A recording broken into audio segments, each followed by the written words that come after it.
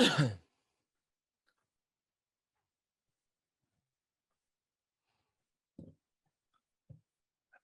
everybody, and welcome to press conference for Canada. We're here with Coach John Herdman. A reminder, please, that if you have a question, please raise your virtual hand from your side, and we will get to you one by one. We do have live interpretation as we go. If you'd like to ask in Spanish, just please let us know prior to asking so we could change the interpretation setting from our side. First question for Sergio Venegas. Sergio, go ahead. Thank you very much. Hi, Coach. How are you today? I'm good. That's good to hear. First of all, congratulations to get to this part of the competition. This is Sergio Venegas live from Mexico City for Deportes.com. So what do you expect for the game of tomorrow? Because as far as you know, Costa Rica is a tough competitor or tough team to defeat it and get through the next round. So what do you expect for the game of tomorrow? And I wish you good luck. Thank you. I think the expectation is a quarterfinal. It'll be a game where both teams have nothing to lose. They can put it all on the line. And with Costa Rica, I think they're an experienced team. They've got a core of players that know how to fight together. Have been to some big competitions, big tournaments, seen a lot in football.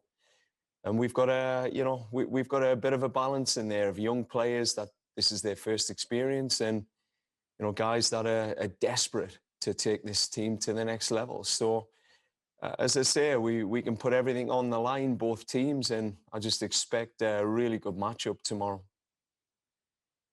Next question for Derek Van Dice. Derek, go ahead. Hey, John, how you doing? Hey, Derek. I just want to ask you about, you've had over a week to prepare for this game. In a tournament, you want to get into a bit of a rhythm. Does having this time off how do you deal with the time off? Is it a good thing, or would you have rather kind of maintain that rhythm you guys were in playing every third or fourth day? I think after the group stage, you need that mental, emotional detachment for the players, the staff. There's no time off. The Costa Rica game was late the other night, and then you've got to turn around the scouting within a couple of days. They've been growing through the tournament, so every game we've seen something different. But I think for the players, they've enjoyed having a little bit of detachment from that cadence, and they've been able to just reconnect.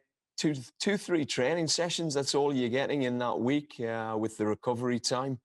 But they've had a chance to reconnect and sort of build on the gaps that they've seen in the last 3 games and hopefully grow together in some of the tactical elements.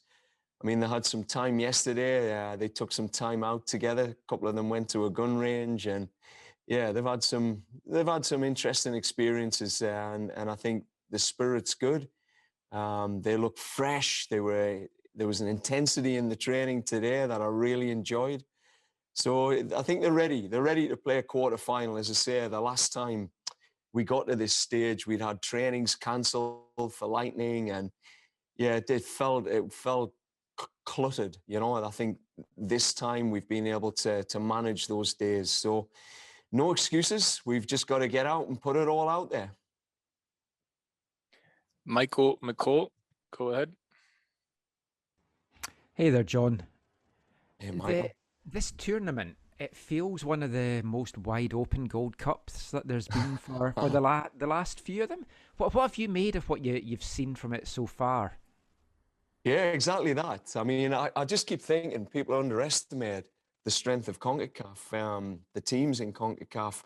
I think this Gold Cup has just shown, maybe with 3 years of Nations League, a lot of teams have been able to recruit a lot more players that they've had, on the verge of their country. So I think you're starting to see just a stronger CONCACAF. And then you add teams like Qatar in. Yeah, it is wide open in that respect. I think you've seen the Mexicans struggle through the group stage. You've seen other teams, teams that would normally post maybe a 3-4-0 scoreline, that they're just not posting that anymore. So it could be that some of the key players are missing, or COVID's impacted teams, or it's just been one of those long seasons where, guys physically and mentally and emotionally are struggling. So there's a lot to contend with in this tournament, Michael. This has been an interesting one. Again, this last year has been unprecedented, and I think for the players, I think everyone knows that anyone could beat anyone on any given day, given what we've seen with the results. So, you know, for Canada, Costa Rica would be a top team in CONCACAF. And for us, we've got our sights solely set on them. We're not looking at any other team because, like you say, you don't know who that team's going to be coming in. I think everyone had predicted Jamaica to beat Costa Rica in the last game, and they turned out fighting and got the result, and now we face them. And it's the game that we wanted, and it's the game we needed, because we haven't played a Central American team for a long time, and we need these experiences. John Molinaro, go ahead, please. Thank you. Hi, John. Good to see you. Thanks always for taking the time to speak to us. How big of a blow? I mean, obviously, it was really unfortunate news about both Io and Kyle. I mean, how big of a blow are the loss of those two players, and what role do you expect, you know, Tesho, if any, to play tomorrow? Yeah, they're a big blow. I think emotionally, the next couple of days, it was just after the injuries. For me, it's an ACL injury, and that has much deeper connotations than, you know, just tournaments and games. Like I really did feel for Io Akinola. I mean, it's a tough journey to go on for a player, and he's going to need a lot of support. So yeah, there was an emotional toll that took. You never want that on your watch. I've had it once on the women's side, but I think Tesho, when you think about him, he was so unlucky not to be selected in this team. And, you know, we've had conversations all through the year with Tesh. He came in, he helped us in the June qualifiers. He actually came in for like 3 days to help prepare the team going into those qualification games. And he's just an absolute diamond of a guy, like one of the top guys in the business in terms of his humanistic qualities and just his attitude generally. So I think there's a reality with his role. Like, he's in good form for Orlando. He's you know, he was absolutely committed to coming in, and I know the club need Tesho at the club, but it shows what this country means to him and playing for his country. So, as I said to him last night, I think he's got a big part to play to help us get to this final. Neil Davidson, go ahead. Thank you. Hi, John. Hey, Neil. You gave Tyler Pasha his first cap. He really seems to be a study in perseverance. He fought a long time to get back in MLS, to get back with the Canadian team. What are you seeing in Tyler? He's just loving every minute, Neil. Like, you can see he's a humble guy that's fought for everything. And when you get to these moments, he's taking it all in. He's a very studious guy. He's a serious guy as well, in terms of he's at that stage in his career where he's going to soak up every bit of detail to make sure that he takes his chance. You know, when he came on in the US game, he trained well. He put himself in a position to get that opportunity. There's no doubt. You know, and afterwards, he was a little bit disappointed with his performance. You know, we had that conversation. He felt he was a little bit too safe, which is understandable. You know, his first game for a while, and for guys that have had to fight that hard to get somewhere, sometimes it's that fear of risking it all on that one roll of a dice by, you know, throwing it all out there. So, you know, for him, you know, this tournament, his next opportunity, I'm expecting to see, you know, more from him, and he'll need to show more to keep pushing to be part of, you know, what is a very talented group. But certainly his club form has put him in a position where, you know, he's built trust in the coaching staff to be a guy that we think we can rely on in this tournament in the right moment. Francisco Villalobos, go ahead. Hey, John, since we're on the first name basis here, Francisco from Teletica, how are you, sir? I'm good, Francisco.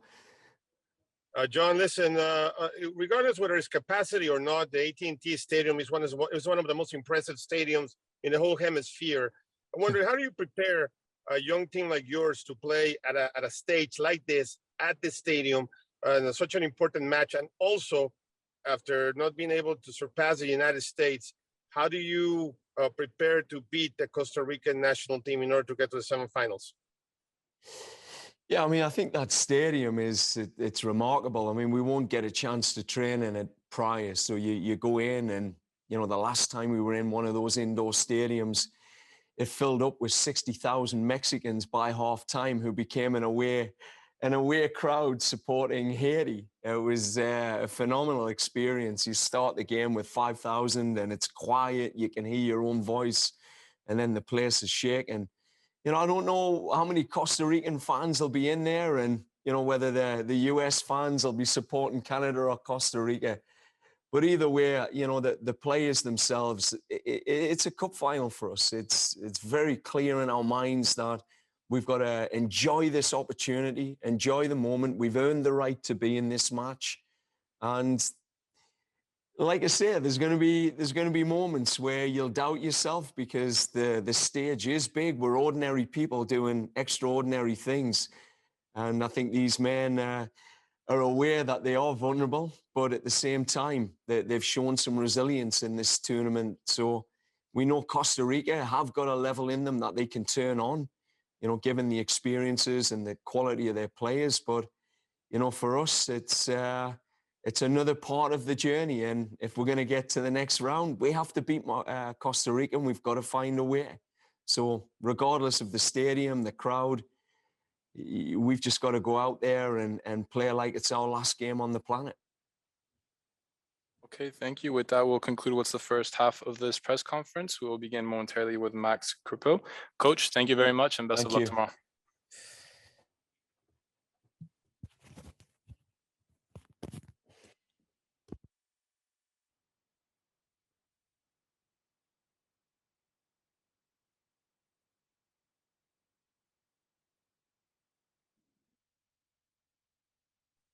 Okay, we'll continue the press conference with Maxime Kripo. Same thing here. If you have any questions, please raise your virtual hand and we will get to you. A reminder that we do have interpretation live. If you'd like to ask in Spanish, just please advise before your question so we could fix the interpretation from our end. Okay, we'll begin with Michael. Michael, please go ahead. Hey there, Max. How are you doing? Good, yourself? Good. Missing you, obviously, in a Whitecaps jersey, but hopefully we don't want you returning too soon to the team. We want you all the way to the final. I asked John this as well. This feels like a wide open tournament. It's like recent years, there's maybe a couple of teams, America, Mexico, that you might think's always going to get to the final. But this seems anyone's for the taking this year. Is that how it's feeling in the camp? And what have you made of the games so far in the tournament? Yeah, honestly, every team surprises others. To be honest, in the group stage, it was a few games that you would have seen a team dominate the other one, and it's the opposite way happening. So honestly, it's everyone's cup, and every team has some quality. Every team can hurt the opponent. So honestly, I believe that now into the quarterfinals starting tonight for a few two fixtures. It's gonna be interesting. We're gonna watch that. Honestly, it's good to look at this. What's going on the other side of the bracket, and the Mexico Honduras game as well. But every team can beat anyone. That's for sure. Derek Van Dice, please go ahead. Hey Max, I just want to ask you, you lost a couple of key guys in Tejan and Kyle not being able to continue in the tournament, and you've had kind of a week to kind of digest that and prepare. I guess what's this week been like preparing for this game? Usually in tournaments you have 3 or 4 days before you play your next game. Is it kind of throw your rhythm off a little bit, or how you guys been handling it? No, not at all. Preparation's been great. Yes, we did lost some guys, lose some guys since the beginning of the camp, pre-tournament and all, but it's the reality of it. That's where the depth is tested, and then we got quality guys that knows each other, knows the system, And so the fact that we're losing Guy, it's an opportunity for others to fill in and to help the team winning. So to be honest, it's a reality that every team and us we've been dealing with, but the preparation has been great ever since we started training. Francisco Villalobos, please go ahead. Hey, Max, how you doing? Welcome to Arlington. Probably, like the coach said it better than anybody, this is the final, basically the most important match for many of you guys in your careers. And in your opinion, how would you define the Costa Rican national team? And what are the keys for Canada's victory in order to defeat the Costa Rican national team? Yeah, Costa Rica is an experienced team that knows each other and played each other for a long time. You know, they're experienced, a little bit older squad as well. But for us, honestly, we need to do our job, to make our game plan on the field for 90 minutes. You know, be on top of them and be deadly in the occasion that we will have. And defensively, be tight, be solid. You know, you cannot win football matches in a tournament if you don't do these things. So. To be honest, Costa Rica is a quality side with a lot of experience, and we're young. We're exciting to have a new generation of players with few veterans, like I mentioned in previous interviews this week. You know, we're young, we're exciting, and we know exactly that what we need to prove to on a CONCACAF level with the Gold Cup and with the World Cup qualifying coming up at the end of the year as well. So. It's going to be exciting, and we're all looking forward to tomorrow. You know, it's you lose, you go home, and you win. You're basically 2 wins away from the trophy. So it's exciting. Everyone is looking forward to it. Sergio Venegas, please go ahead. Thank you very much. Good afternoon for you. This is Sergio Venegas from Mexico City for Deportes.com. Could you tell us the mood of you and the team for the next game? Because like you say, win, continue, lose, you go back to home. And how do you expect the game of the national team of Costa Rica? And good luck for tomorrow. Thank you very much. Thank you. Yeah, it's exciting. The mood in the team is great. You know, we've been working hard this week, and the mood was light yesterday, today. You know, every guy's happy, big smile, and we're looking forward to it. You know, it's been a long time since the country haven't been in the semis, so we really want to put that and unify the country.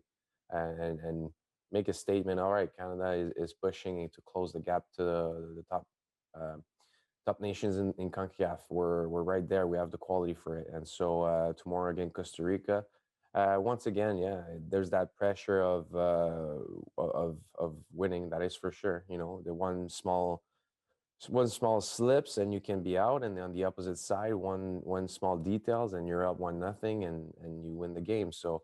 I think that's what it is. Like these kind of games in tournaments that we're looking forward to it. When you were a child, it was like, hey, I want to do that in the future, and here we are now. So honestly, it's exciting, and we're confident that everyone knows his role. We're confident that we can do the job. Now we need to put it out there for 90 minutes plus tomorrow. Okay, thank you, Maxime, very much for your time, and best of luck tomorrow. Thank you. To all media, please reminder that these links will be available at the CONCACAF Media Center briefly. Again, thank you very much. Best of luck.